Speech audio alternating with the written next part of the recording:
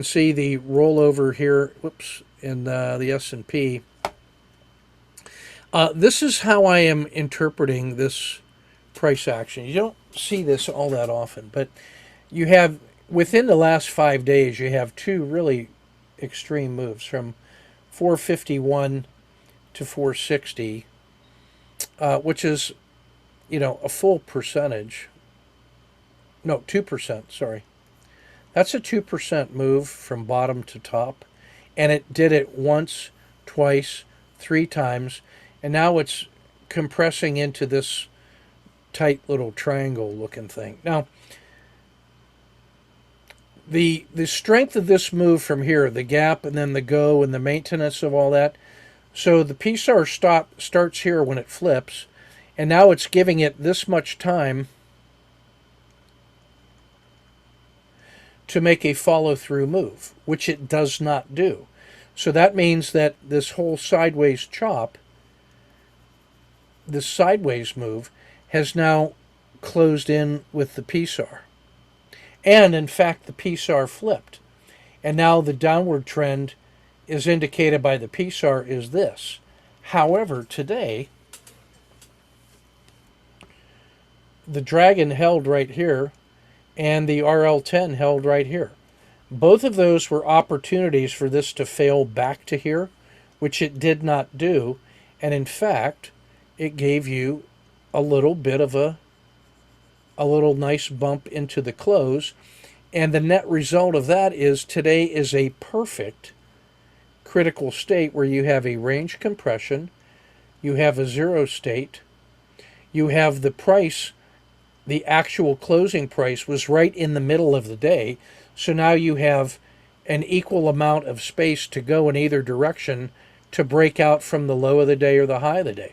So that is as perfect a critical state sideways fence sitter sniper as you could possibly want. So where can you get short on this thing? The most aggressive play would be at the base of the dragon at about 456, or the bottom of the RL10, or the low of the day. Any one of those three triggers is legit. Where could you get long? You could get long at the PSAR break, or the high of the day, which also coincides with the dragon. And your third entry would be, at the RL10, not later than this peak here. So what you have, in my view, is this very tight yellow zone inside here.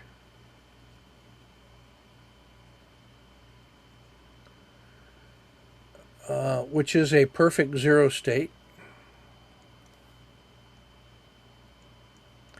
And if you just take today's price as the midpoint of that line, you could make your risk box a half of that. And then if this starts failing this way, you could quickly get 1, 2, 3 positions in just off the 30-minute chart, or 1, 2, 3 positions, a fourth position, a fifth position, a sixth position. That's what is implied in the range compression that you see. And what's really important about this is the interpretation of the PSAR. This move off this surprise crush is telling you, hey, you got a nice move going. You've got 1, 2, 3 efforts to get long for it to follow through, and it did not. It got to here, and then it broke, and that's why the PSAR flipped. But then when the downward trend is here, and it does not break, that's what sets up this perfect moment of indecision. Because everybody looks at this chart on the longer term and says, this is really a strong market, and it was a small range day today. There's nothing to see here, so don't worry about it. That's everybody that wants it to go higher that's already invested from earlier. But I look at this as a tactical trader and say, I have the perfect opportunity tomorrow to be ready to go hard in either direction and follow the market and then follow the leaderships. Now, who could be candidates for strength tomorrow? You're not allowed to be surprised if Microsoft does well, or U.S. Steel does well, or God forbid, Caterpillar.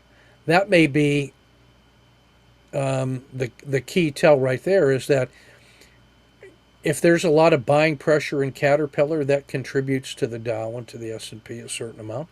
But that just might be the catalyst for more. So we'll see.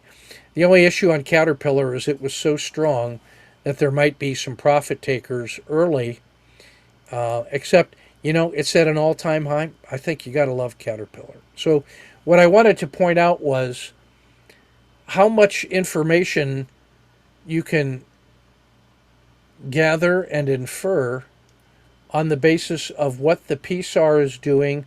And notice how it is setting up between the belly of the RL10 and the peak of the RL10, this really tight range. And how you got to learn to spot critical states. Critical states are really defined as anything really could happen, and if it does happen, it could be large, very fast, in either direction. And there's no compelling reason to have a directional bias. Well, I should have a long side bias because the market's been so strong. Yeah, but it's had 5 days where it hasn't done anything. So that's a perfect recipe for a natural rollover. Yeah, this thing could really collapse and fail. Yeah, except it had 4 days where it didn't. And when it did collapse, the buyers came right back in. So there's no compelling evidence to have a strong directional bias, which is what makes this a perfect zero state. So that's the lesson I want to share with you today.